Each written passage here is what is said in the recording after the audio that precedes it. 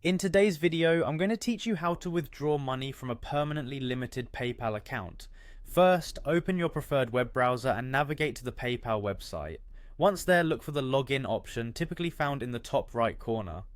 Click it and you'll be prompted to enter your email address and password. Ensure that you input your credentials carefully to avoid any login errors.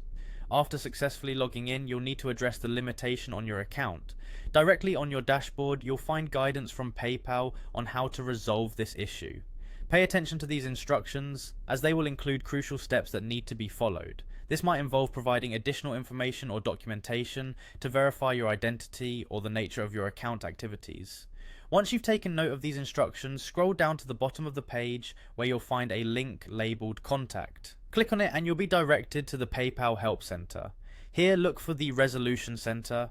This is where you can formally start addressing your account limits. It's important to carefully review the reason for the limitation by following the information provided in the Resolution Center. PayPal will clearly outline the steps required to potentially lift the limitations. This often involves submitting specific documents such as proof of identity or business-related papers, and might also require verifying other aspects of your account, like recent transactions or your banking details. Remember, PayPal takes these processes seriously to maintain security and trust across its platform. If you believe that the limitation is incorrect or unjust, you do have the option to appeal PayPal's decision.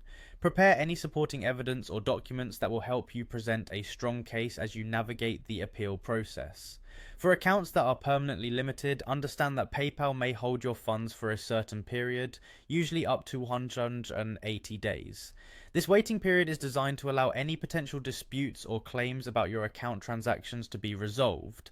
If your account falls into this category, plan accordingly for this hold time and ensure that all your transactions and financial planning take this delay into account.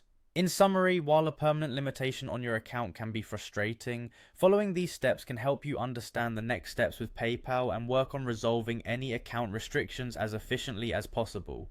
Be patient and thorough with the documentation you provide, as it plays a key role in how quickly and effectively you can address the limitations on your account. Thanks for watching, and I wish you the best of luck in resolving your account issues with PayPal.